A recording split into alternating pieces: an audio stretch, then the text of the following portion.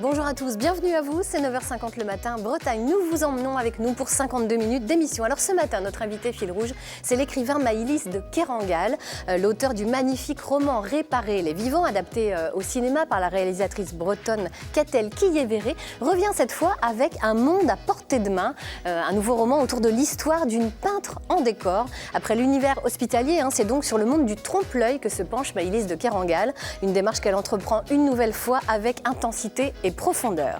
Nous resterons ensuite dans le domaine de l'émotion avec un autre auteur, Gustave-Olivier Tison. Il a sorti cet été un livre témoignage. Putain d'avion, c'était mieux les petits vols de nuit, c'est son titre. Il y décrit le chagrin, les incertitudes, les souvenirs et les difficultés à faire le deuil d'un fils.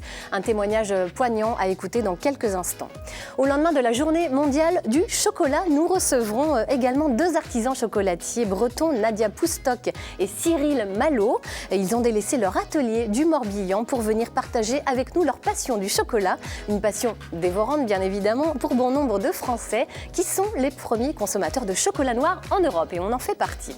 Après les chocolats, nous vous inciterons à bouger ce matin, bouger pour préserver votre santé, car vous ne le savez peut-être pas, mais aujourd'hui, la première cause de mortalité dans le monde, c'est désormais le manque d'activité physique devant le tabac, on ne le sait pas. 30 minutes sont recommandées par jour, alors comment faire au quotidien pour s'activer, même si vous n'êtes pas un féru de sport? Eh bien les explications tout à l'heure du docteur Vincent Daniel, médecin du sport au CHU de Rennes, sans oublier les exercices de notre coach sportif Hugo Mamba qui nous rejoindra tout à l'heure. Et puis on n'oublie pas également l'amie Billy que nous retrouverons au zoo de la Bourbansais en Ille-et-Vilaine, cette fois-ci à la rencontre des fauves. Bonjour ma chère Catherine. Bonjour c'est Laurence. l'heure de la météo. Oui, je ne viens pas avec de très bonnes nouvelles malheureusement Laurence. Oui, car le temps sera maussade, il pleuvra. Le ciel va pleurer sur vous. Cet après-midi, il fera jusqu'à 18 à Pouldreuzic. Dans le 29, on peut faire un coucou aux Pouldreuzicois et Pouldreuzicoises. Alors on leur fait un coucou. Mais nous, on ne va pas pleurer ce matin sur le plateau. Nous serons dans la bonne humeur, comme d'habitude. N'oubliez pas vos questions, vos réactions. On les attend sur la page Facebook de France 3 Bretagne. 9h50 le matin, c'est parti. On vous attend.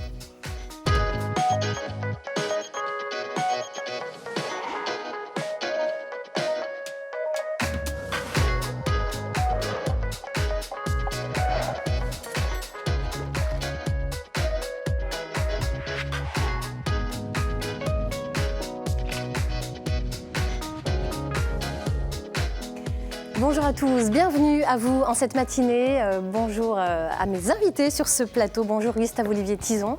Vous nous livrerez tout à l'heure un émouvant témoignage. Bonjour Nadia. Bonjour Cyril. Bonjour. Vous viendrez nous parler de chocolat, vous, tout en gourmandise. On l'évoquera tout à l'heure. Et puis bonjour Maëlys de Kerangal. Merci d'être avec nous. Écrivain bien connu pour votre roman absolument magnifique qui a été primé combien 10 fois 10 prix, je crois, c'est ça. Pour réparer les vivants, on l'évoquera dans quelques instants. On avait d'abord envie de vous demander, est-ce que vous avez des attaches avec la Bretagne, avec un nom comme ça? Oui, j'ai une famille du côté de mon père qui est originaire de Quimper, les Kerangal, qui signifie la maison de celui qui parle français. Enfin, c'est un nom quand même très très breton. Donc le Finistère Sud, et du côté de ma mère plutôt de Douarnenez. Vous voyez, donc c'est vraiment très Finistère. Et vous connaissez bien la région de Rennes, Vitré? Oui, parce qu'il y a une vingtaine d'années, pour les éditions Gallimard, j'ai été chargée d'un guide de voyage assez particulier sur la région de Rennes-Vitré-Fougères qui s'insérait dans une collection dont les 7 premiers titres ont été dédiés à la Bretagne. Donc on a vécu toute cette équipe des guides a vécu cette expérience un peu incroyable de faire 2500 pages sur la Bretagne, réparties en 7 ouvrages, et moi j'étais chargée de l'un d'entre eux. Voilà. Donc je me suis pas mal baladée et puis j'ai rencontré des gens. Est-ce que vous êtes allée au zoo de la Bourbansais, en Ille-et-Vilaine, entre Rennes et Saint-Malo? Non, je ne suis pas allée. Je vous le conseille. On va le découvrir tout de suite si vous voulez bien. On va rejoindre l'ami Billy qui s'y trouve. Bonjour Billy.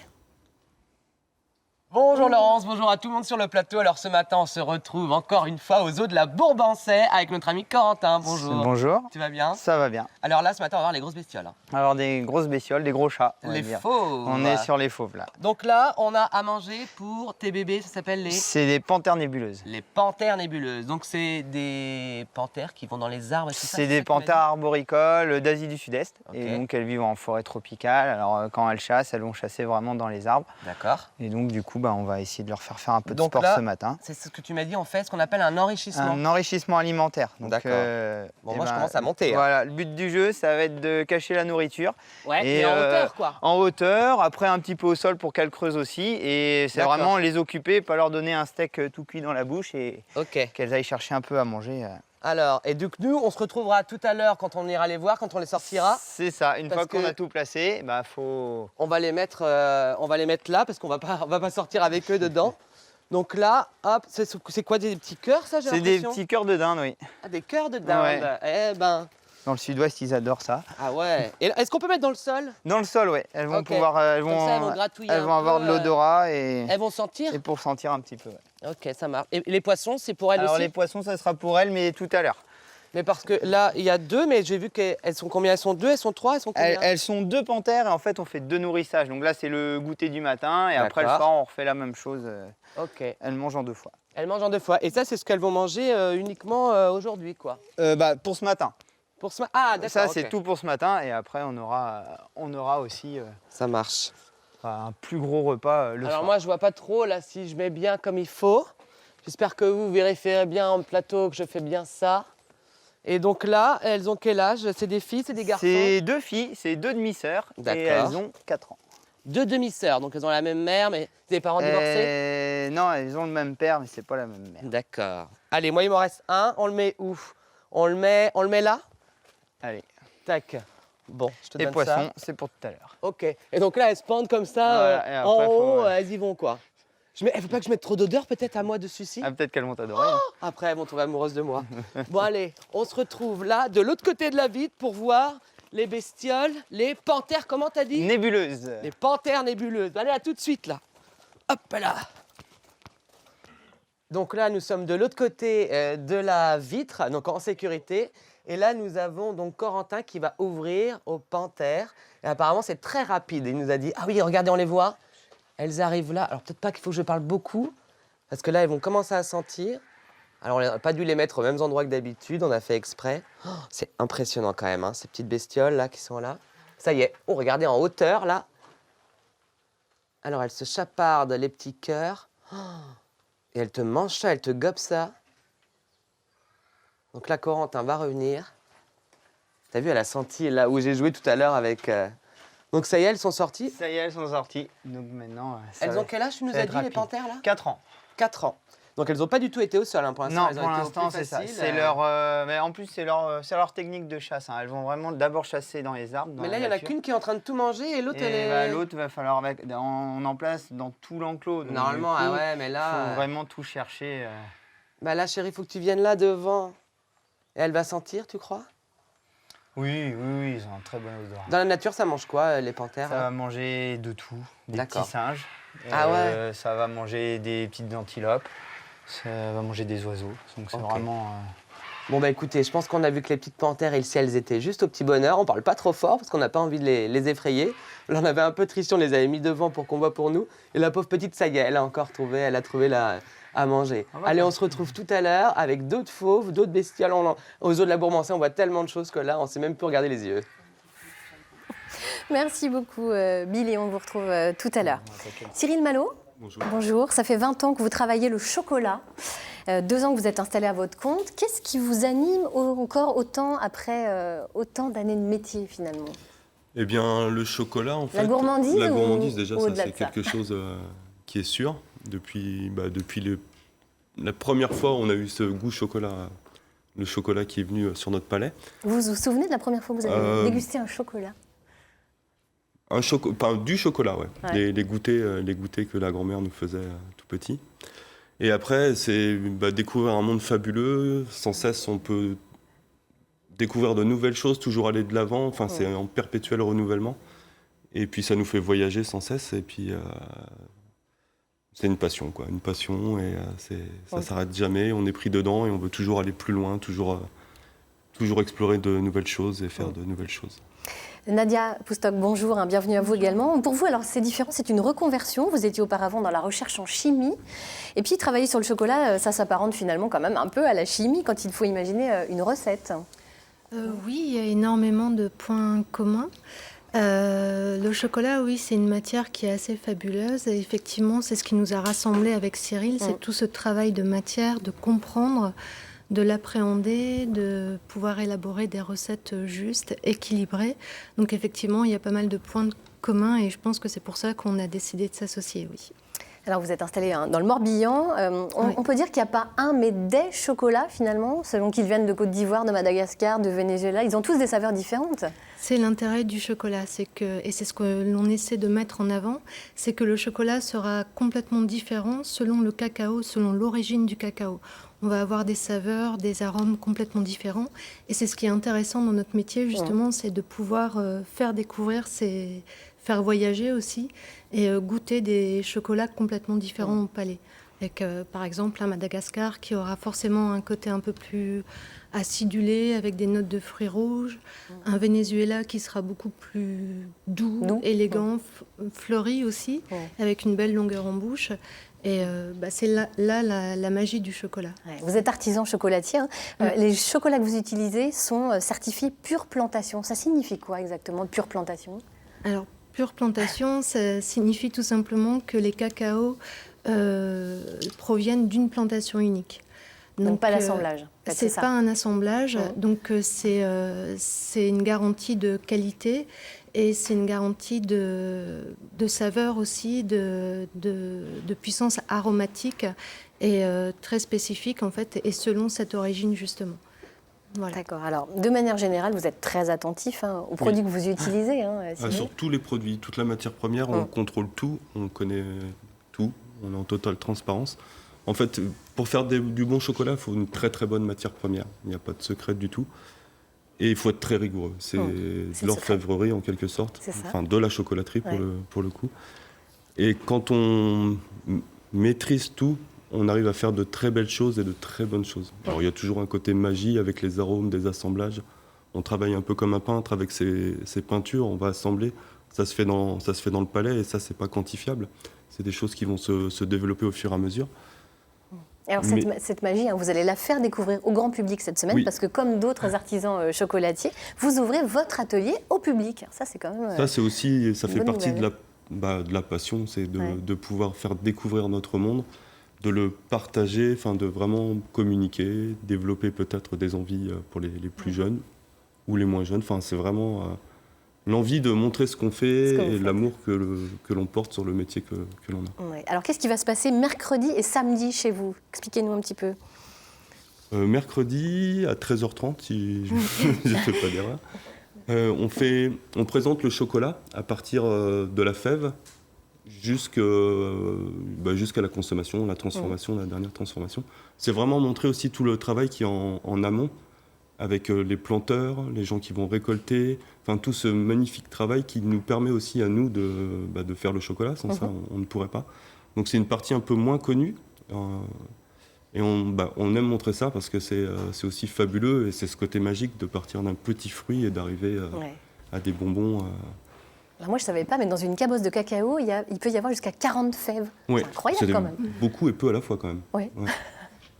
Et alors donc samedi, vous faites une journée porte ouverte également. Samedi, oui, ça sera plutôt...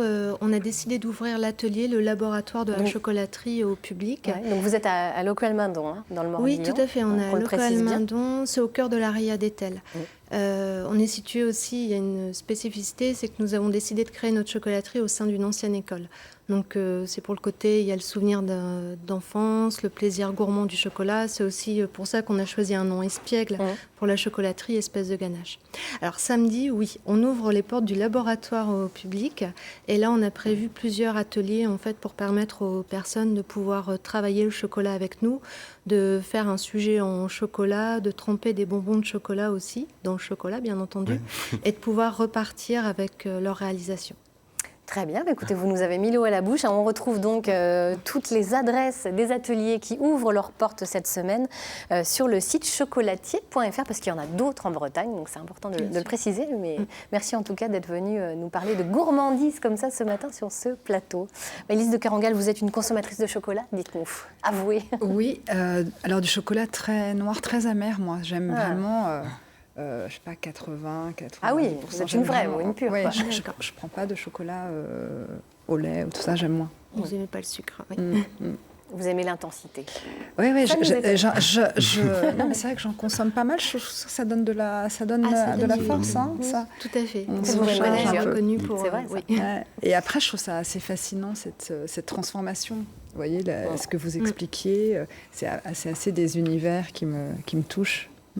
Cette intensité, ça ne nous étonne pas, parce que ça se retrouve dans vos romans. On va parler du magnifique roman Réparer les vivants, on revient en 2014. Ouais. Ce roman, il a eu une histoire incroyable, parce que vous vous attendiez pas peut-être à ce qu'il soit autant primé, 10 prix littéraires. Vous parlez des dernières heures d'un jeune garçon à qui on prend son cœur pour le greffer sur un autre. Comment est venue cette idée ? Alors déjà, j'étais assez fascinée par cette question à la fois de la greffe, mais du don d'organes et le fait qu'on puisse faire opérer ce type de transfert dans le monde d'aujourd'hui, d'un organe, d'un corps à l'autre. Et c'est vrai que le roman, l'arc narratif du texte prend en charge vraiment ce transfert. Et ensuite, moi, il se trouve aussi que j'étais à ce moment-là dans le sillage d'un deuil douloureux et qui mettait aussi en scène un cœur, mais ce n'est pas autobiographique. Et que du coup, cette histoire de cœur, elle m'a fait réfléchir. Et c'est vrai que je pense que c'est aussi un livre que j'ai écrit pour donner forme à la fois à la peine que j'éprouvais, mais aussi en la transformant, en écrivant un roman à partir de ça. Vous posez aussi une question un peu métaphysique, parce que depuis 1959, ce n'est plus l'arrêt du cœur qui signe un décès. Ça, c'est une vraie révolution quasiment philosophique. Ouais. C'est aussi ce que vous vouliez montrer, dire. En fait, ce qui me touche beaucoup dans l'écriture, c'est aussi d'aller avoir un rapport de contact et un peu immersif dans des mondes que je ne connais pas. Et pour le coup, j'ignorais totalement que en 59, tout change légalement. Ce qui signe le décès d'un individu, sa mort, c'est la fin des fonctions cérébrales. Ça n'est plus l'arrêt du cœur. Or, moi, quand j'ai entamé ce livre, quand j'ai amorcé l'écriture de ce livre, je pensais encore, si vous voulez, que le cœur s'arrête de battre et que c'est la fin. Et en fait, cette dissociation, finalement, des fonctions cérébrales et du cœur, ça a autorisé beaucoup de choses, notamment les greffes, notamment le prélèvement. Et puis la greffe. Et ça m'a beaucoup passionnée, vraiment, de regarder de manière très, très précise à la fois un processus technique, mais aussi comment il s'est constitué culturellement et donc presque, effectivement, philosophiquement, éthiquement dans le monde contemporain. Et évidemment, ce qui peut rassembler, catalyser comme sentiment, comme personnage, parce qu'en fait, c'est un roman où la narration crée une équipe, crée un collectif autour de ce cœur. Oui, c'est très fort. Alors, au-delà de la mort, en fait, ce livre, c'est quand même un hymne à la vie, finalement. Oui, en fait, il y a des effets de seuil dans ce livre qui sont assez importants. Et d'ailleurs, on se demande à un moment... Qu'est-ce que c'est être mort? Qu'est-ce que c'est être en vie? Parce qu'en fait, les frontières avec cette histoire de la greffe, de la mort cérébrale, elles sont finalement, elles bougent davantage. En tout cas, elles sont plus complexes que ce que moi je pensais avant de commencer le livre, où je me disais, on est mort, c'est un absolu. Et en fait, les choses sont différentes. Et c'est vrai que je l'ai vu comme une espèce de chant... aussi de chant de vie. Ce qui m'a beaucoup touchée et ce qui m'a aussi captivée, c'est vraiment dans ce livre la question du don. C'est-à-dire, à un moment, il y a cette scène assez centrale où on propose aux parents, on leur dit qu'ils sont dans une situation où il serait possible qu'ils fassent don des organes du corps de leur fils. Et ça, je trouve que c'est assez fascinant et c'est assez bouleversant pour moi. Vous voyez, c'est-à-dire que l'idée qu'on va...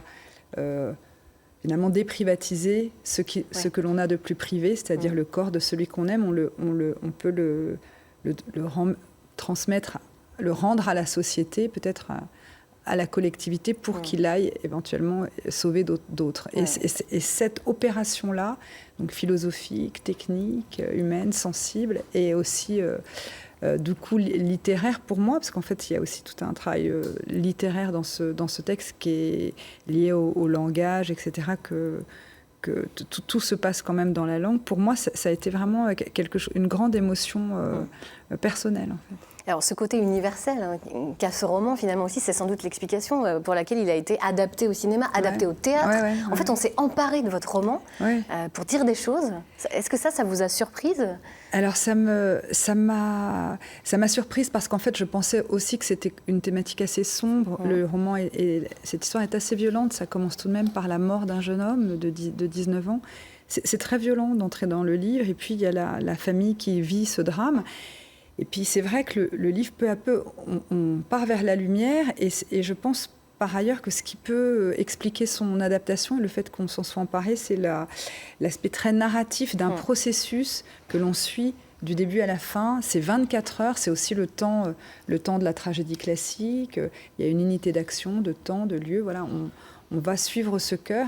Ça, je pense que ça autorisait, il y a une construction assez simple, et ça, je pense que ça autorisait aussi l'adaptation. Après, il y a ce titre aussi, je pense, qui a été très important, parce que alors c'est pas un titre de moi, je réactive un vers de Tchekhov que j'emprunte à Platonov, comme d'ailleurs c'est dit dans le roman, puisque c'est vraiment cité comme étant un vers de Tchekhov. Et en fait, j'ai remarqué que le roman est sorti en janvier 2014 et en 2015, au moment des attentats, cette phrase « Réparer les vivants », elle faisait parfois la une des journaux, je me souviens. Et ça revient et ça s'est un petit peu inscrit dans notre langage. Merci Maïlys de Kerangal. Vous restez avec nous, on évoquera votre dernier roman tout à l'heure. Tout ce que vous avez dit forcément fait écho chez Gustave-Olivier Tizon qui a sorti un livre témoignage cet été. Gustave-Olivier Tizon, vous avez vécu un drame, vous aussi, vous avez perdu votre fils. Et vous avez sorti ce livre, Putain d'avion, c'était mieux les petits vols de nuit. Ce livre, est-ce que c'est un peu une thérapie finalement pour vous ? C'était une façon de partager, d'être dans un côté universel, justement la perte d'un fils. J'aimerais commencer par dire que Gildas, mon fils, aurait aimé être là parce qu'il adorait le chocolat, déjà. Bon, en fait, le livre que j'ai fait, c'est plutôt un cri pour moi. Alors, ça me fait penser au cri de Munch, vous savez. Et j'aime le hurler parce qu'il n'est plus là. Comment ça s'est passé ? Je suis obligé de parler un petit peu de technique de ce drame et de cet accident. Avant janvier 2015, vous avez parlé de 2015 tout à l'heure, madame. Nous étions les parents de 2 fils pilotes de chasse. Gildas avait 35 ans, Gaël, il avait 34 ans à l'époque, 31 ans à l'époque. Et il se trouve qu'ils étaient tous les deux sur une base, Los Llanos, près d'Albacete en Espagne, pour un exercice TLP, Tactical Leadership Programme, une sorte de maîtrise de la tactique aérienne, où sont invités à s'entraîner les meilleurs des pilotes qui sont déjà chefs de patrouille. Donc ils vont devenir Mission Commander, le plus haut grade de pilote de chasse. Ce sont des pays de l'OTAN, il y a une dizaine de pays. Bien sûr, les États-Unis, la Grèce, l'Italie, l'Espagne, l'Angleterre, etc. Gildas, qui avait fait un premier contrat de 3 ans à Taïwan pour entraîner dans cette matière de la tactique et de la stratégie de défense d'ailleurs, puisqu'il est expert Mirage 2000-5, il était depuis 1 an et demi en Espagne, il ne volait plus, il s'occupait donc de préparer les fameux stages qui existaient tous les 2 stages dans l'année. Son frère Gaël était, lui, à faire l'exercice du stage de janvier. Ça durait 15 jours, 3 semaines. C'est important parce qu'en fait, nous avons failli perdre les 2 fils en même temps. Qu'est-ce qui s'est passé rapidement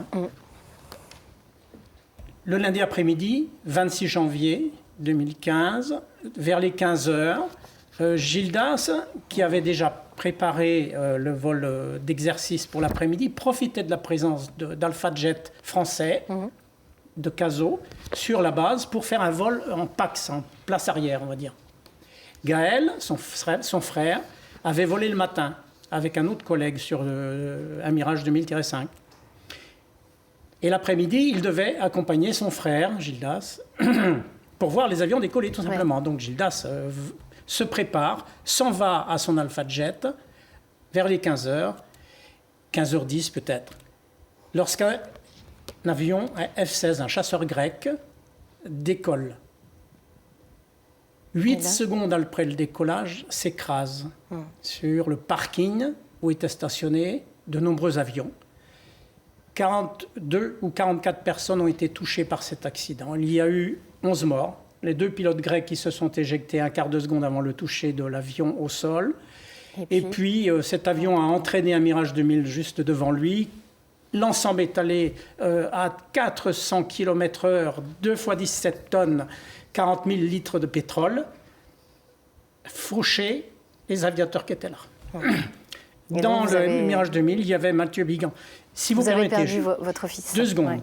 Ouais. Si vous permettez, il faut que je cite le nom des victimes aviateurs français.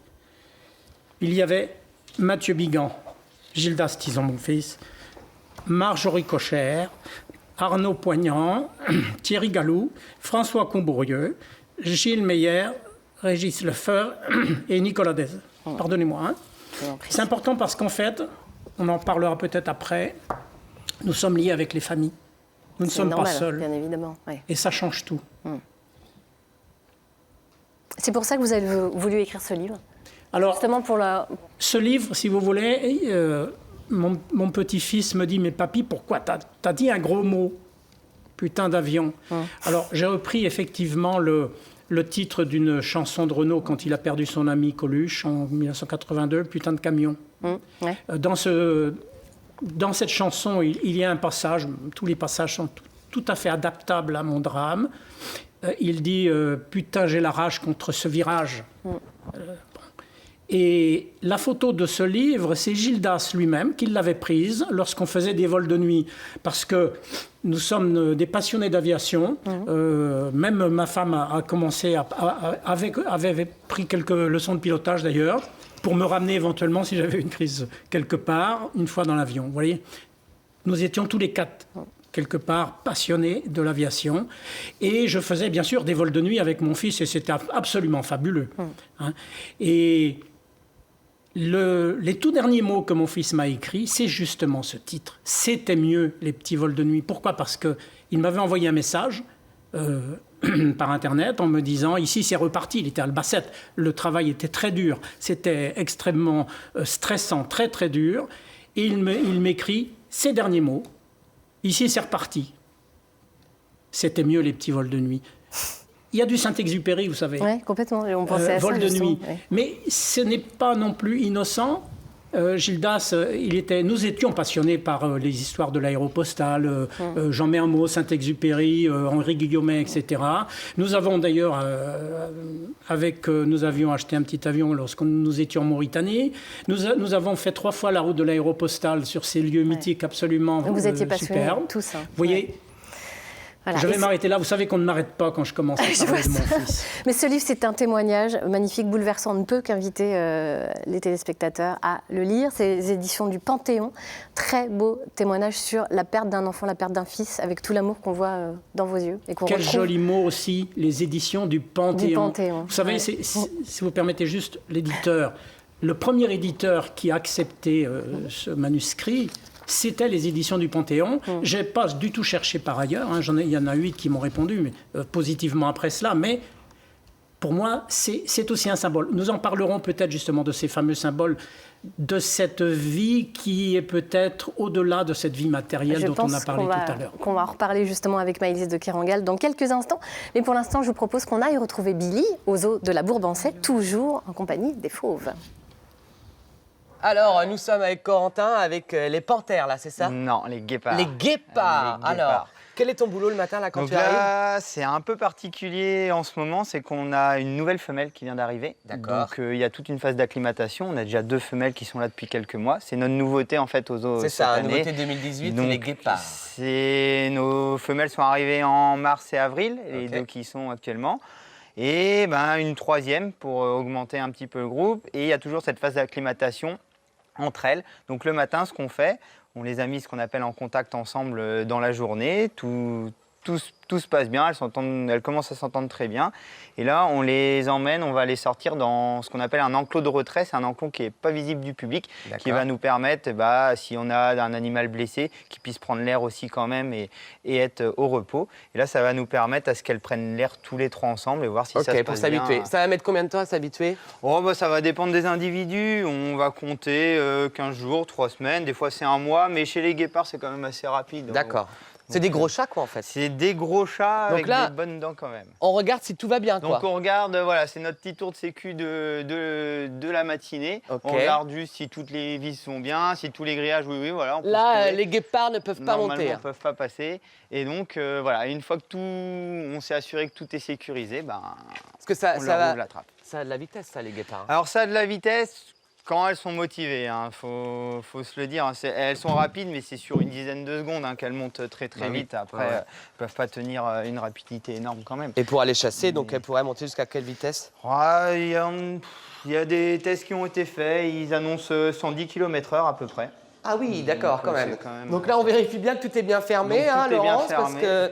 Et donc là, il y a une odeur, ça sent très fort. C'est l'ammoniac. Les félins, c'est un peu le souci. Enfin, pour eux, c'est pas un souci, c'est qu'ils marquent beaucoup leur territoire. Donc ils vont se frotter au mur, uriner sur le mur pour mettre leur odeur. C'est ça ce que j'allais dire, pour dire on est chez nous les copains. C'est ça, voilà, c'est totalement. Donc là, on va ouvrir et ça va partir à toute vitesse. On va voir ça, on va voir. Et alors, c'est 3 filles, c'est ça? C'est 3 filles, voilà. Les 3 sont... Alors, on a Tina, Nova et Malawi. Ok, bon écoutez, on va regarder ça, la sortie des guépards. Donc on va voir si elles sont motivées. Les filles. Ça va être motivé. Là apparemment il y a du mouvement déjà. Donc là c'est notre petite dernière, c'est Nova. Et c'est la petite nouvelle qui veut sortir direct. Qui veut aller voir dehors tout de suite. Donc voilà, c'est pas du rapide. Comme elle connaît à peine là, son nouvel environnement. Elle vient d'un zoo en Suède en fait. D'accord. Et donc là, elles s'entendent super bien toutes les 3. Ouais, là c'est nickel. Donc on va faire ça encore quelques jours. Et donc là, ils vont passer toute la matinée à se balader. À faire des allers-retours pour s'habituer. Pour s'habituer, pour être Ici, ensemble. Ce sont les animaux qui décident. Merci beaucoup, Billy. Ce sont les animaux qui décident. Écoutez, dites donc. On voit ça, en tout cas. Bon, merci beaucoup. Votre actualité, Maëlys de Kerangal, c'est la publication d'un nouveau roman passionnant. Après l'univers hospitalier, vous vous intéressez à l'univers du trompe-l'œil. Le roman s'appelle Un monde à portée de main, paru chez Gallimard. Vous en aviez envie depuis longtemps de s'intéresser comme ça à cet univers des artefacts, on va dire, de l'illusion? Alors, j'avais depuis longtemps envie de travailler sur la préhistoire, en fait. Et c'est pour atteindre la préhistoire que c'est dressé, c'est formé ce personnage de Paula Karst, qui est une jeune peintre en décor dont on suit l'apprentissage, puis les chantiers, puis ce chantier ultime sur Lascaux 4, donc le facsimilé de la grotte de Lascaux. De la grotte de Lascaux. Pourquoi et en ça fait, vous intéresse autant la préhistoire comme Alors ça m'intéresse beaucoup parce que c'est un temps que je trouvais très, très fascinant. D'abord, pour un auteur, c'est peut-être un peu classiquement le temps d'avant l'écriture. C'est un temps aussi de vestiges où les traces sont ténues, elles existent. Il faut savoir les regarder. Il y a une question de pistage aussi des traces. C'est le temps de l'archéologie. Et l'archéologie, pour moi, ça a aussi à voir avec l'écriture. On pourrait aussi dire, il y a une chose qui me frappe beaucoup, c'est que plus on avance dans le temps, plus les techniques qui permettent de remonter assez loin en arrière pour justement connaître ce temps-là qui est lointain. C'est un monde de traces, de vestiges. C'est un monde aussi qui suscite de l'imagination, des représentations. C'est un monde qui me fascine et que je trouve assez émouvant. Et donc finalement pour y arriver, pour y accéder, il y a eu la création de ce personnage de jeune femme qui va apprendre à reproduire comme un artisan, comme justement les chocolatiers de tout à l'heure. Il y a cette question d'alchimie des pigments, des produits, de la technique. Il a parlé justement du processus de transformation, etc.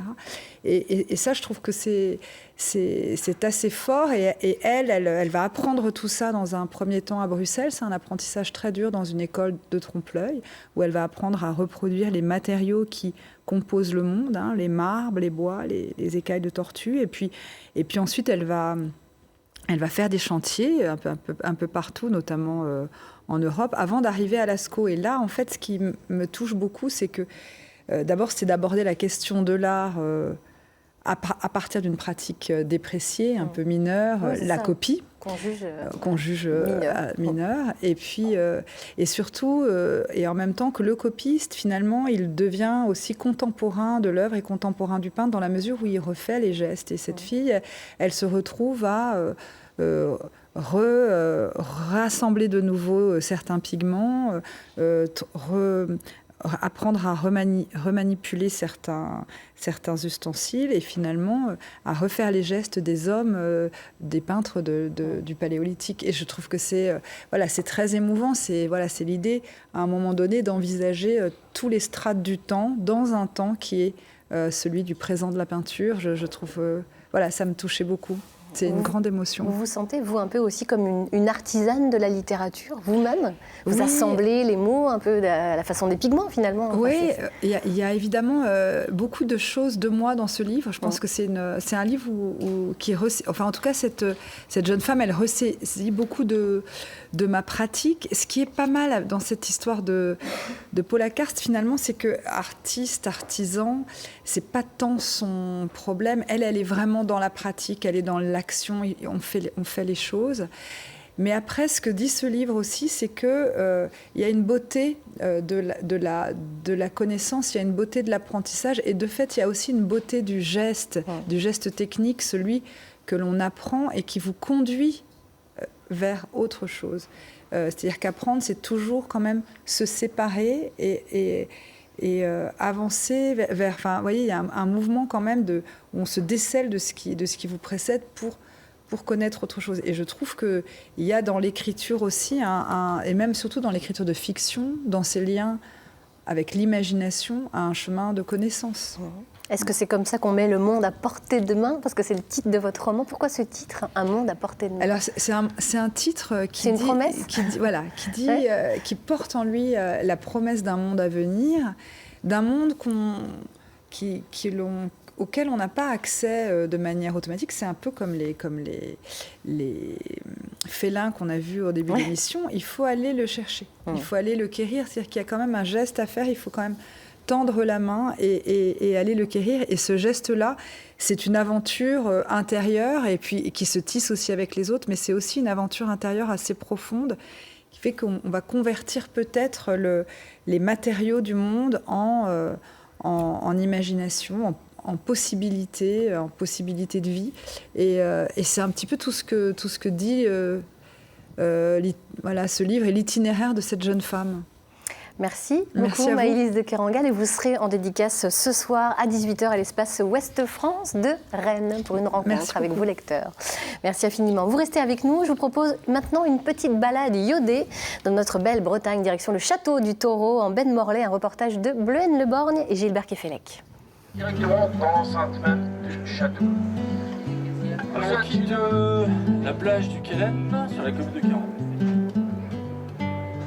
Qu'est-ce que vous savez, vous, du château du Taureau? Pas grand-chose, en fait. Juste que c'est un site qui a servi à défendre juste Kerentec, en fait. Donc c'était l'occasion aujourd'hui de venir en savoir un petit peu plus.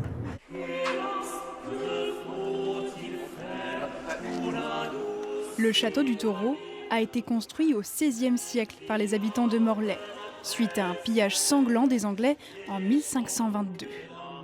Peut-être que vous connaissez le dicton qui a été créé après ces événements-là. Si certains sont de Morlaix, en général, il est un petit peu connu, c'est « S'ils te mordent, morlaix ».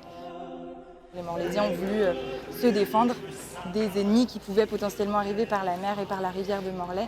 Donc c'est là qu'a été construit le premier fort au cœur de la baie de Morlaix. Repris par Vauban au XVIIe siècle, oui, donc sous Louis XIV. Lui, il a presque tout détruit, il a juste gardé la tour française pour en faire un fort un peu plus robuste pour défendre les intérêts cette fois-ci de la France. À partir de 1721, le château devient une prison. Dans ces cellules sont enfermés des prisonniers d'un genre particulier. C'était tous les personnes qui dérangeaient dans les familles de nobles morlaisiens Et donc il payait contre un enfermement avec l'accord du roi et sa lettre de cachet. On a eu des personnes qui ont été enfermées pour ivrognerie, d'autres pour adultère. Il y a une personne qui a été enfermée plusieurs mois pour avoir mal parlé à sa mère. À la fin du 19e siècle, le château est désarmé. Et à partir des années 1930, il connaît une toute autre vie. C'est Mélanie de Villemorin, une riche veuve en fait, qui va venir en vacances à Carantec et qui va avoir un coup de cœur pour ce château. Et elle va en faire sa maison secondaire en fait. Donc ça devient un lieu de loisirs, de fêtes, où elle ouvre des grandes réceptions à l'intérieur du château. Et le château reste un lieu de loisirs dans les années 60. Il héberge l'école de voile de Carantec pendant 20 ans, avant de menacer de s'effondrer.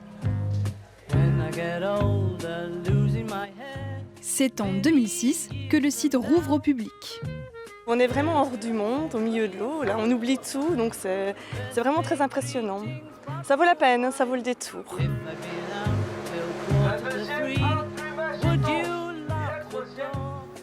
Une très belle idée de sortie pour ce week-end, par exemple, le château du Taureau en baie de Morlaix. Allez, comme chaque mardi, on va s'intéresser à notre santé. On va voir avec vous, docteur Vincent Daniel, que l'activité physique est essentielle, ça on le savait.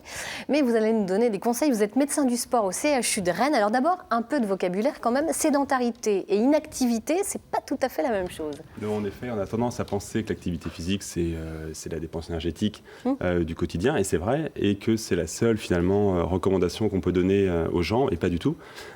C'est en général un deuxième niveau d'application, après celui de la sédentarité, autrement dit de la lutte contre la sédentarité, qui commence tous les jours, qui commencerait même là maintenant sur le plateau. Ça veut dire qu'il faut faire le tour du plateau là, le plateau est pourtant bien adapté à une position debout, c'est-à-dire qu'on Ouais. pourrait simplement se mettre debout sur le pupitre, enfin devant le pupitre, et ce serait déjà la première mesure efficace pour lutter contre la sédentarité.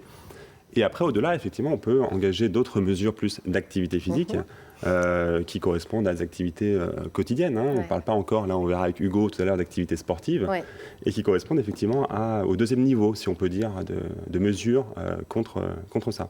À partir de quand est-on considéré comme sédentaire? Et là, on va avoir des surprises, parce que nous qui nous pensons tous actifs, etc., alors, nuance. on peut être actif et sédentaire, et voilà, réciproquement. Alors, expliquez-nous un peu cette nuance Voilà. ténue, parce que En ça, fait, c'est très important. La sédentarité est vraiment définie comme un cumul de temps passé assis, alors en situation d'éveil, assis ou allongé. Le sommeil ne rentrant pas en ligne de compte, bien entendu, on a le droit de dormir autant qu'on veut, quasiment.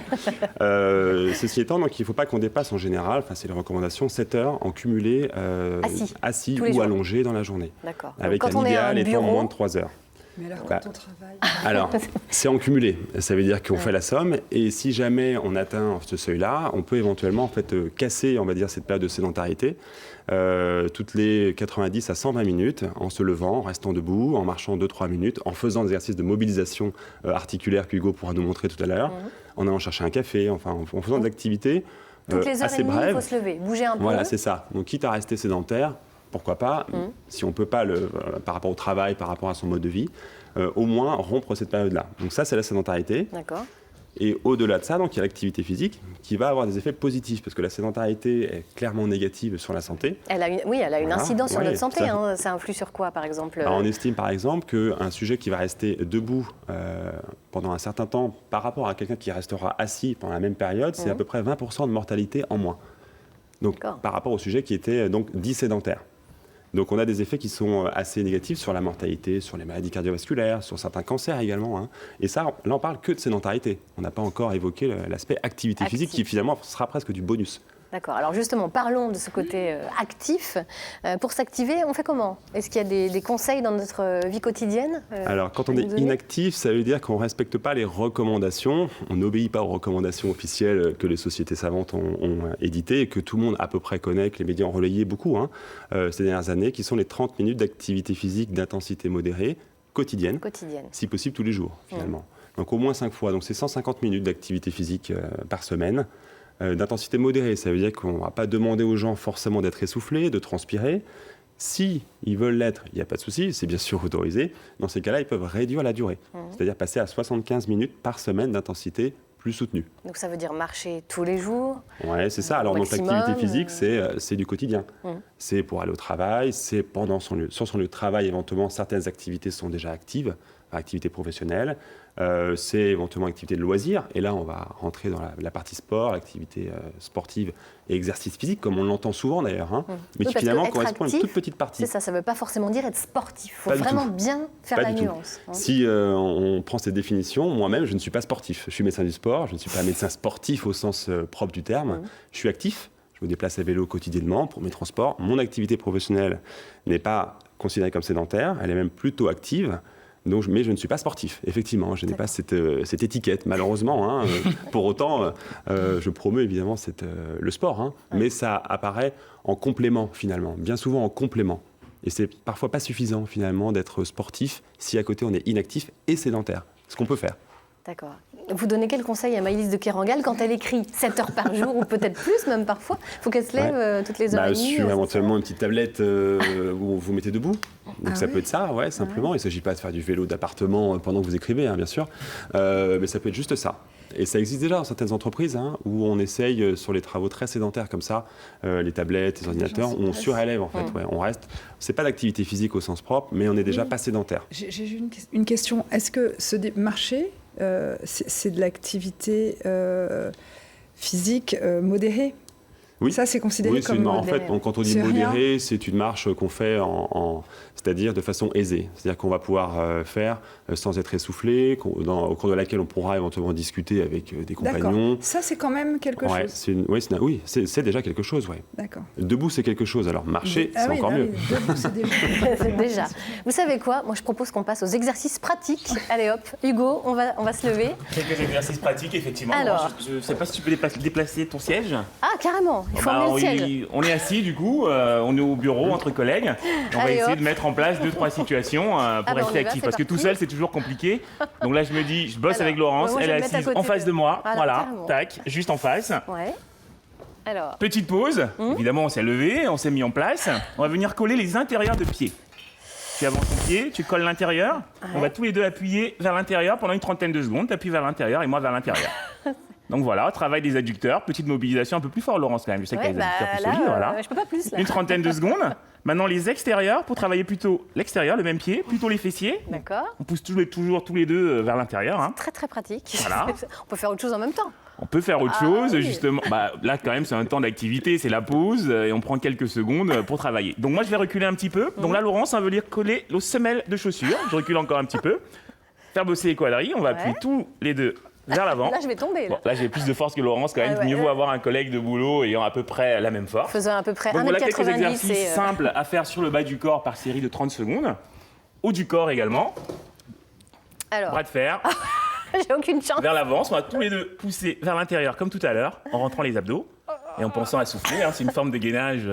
Laurence triche, elle s'est levée pour avoir plus de force. Et effectivement, ça marche mieux. On peut changer de main. Ouais. De la même façon, vers l'intérieur. On rentre bien les abdos, on relâche les épaules. Parfait. Il y en a d'autres. Le suivant. Alors. Paume de main. Voilà. Ouais. T'appuies vers le bas et moi, je résiste vers le haut. Appuie pas trop fort quand même, Laurence, je suis pas échauffé. Fais-moi le malin. On relâche. La même chose. On change. Donc moi, j'appuie vers le bas et tu résistes. Ouais. Donc voilà quelques exercices possibles à faire tout en étant assis. Le docteur Daniel proposait d'en faire quelques-uns debout, en mobilisation articulaire. Très simple, du bas vers le haut, on décolle les talons et on repose. On s'en fait une petite dizaine, hein, pas plus. C'est bien assez, donc on a les mollets qui travaillent. Ensuite, des petites montées de genoux sur place, une trentaine de secondes. On fait bosser les psoas, les quadriceps. C'est pas mal, mais toujours. Avec les abdos, le ventre rentré. Ça va, ça juste. Pour faire bosser le transverse aussi un petit peu, on pense à souffler. On relâche. Ensuite, talons aux fesses, la même chose. Les ischios à l'arrière. Ah oui, comme ça, sans Laurence, sauter. elle veut carrément courir. Non, tranquille, on est au boulot, on n'a pas envie de transpirer, on veut juste bouger. Les fessiers, les abducteurs, on ouvre. On ferme une dizaine. Hein. C'est 5 minutes, hein, normalement, la chronique. Vous voyez tout ce qu'on a fait depuis tout à l'heure? Allez, on change. Laurence est encore bien. Elle est en aisance respiratoire. Elle arrive à papoter. Ouais, sans problème. Voilà. Nickel. Super. Haut du corps, quelques rotations d'épaule quand même, parce qu'on a pas mal bossé. On avait les trapèzes qui étaient un peu tendus. Contractés parce qu'on écrit beaucoup. Voilà. On change de sens.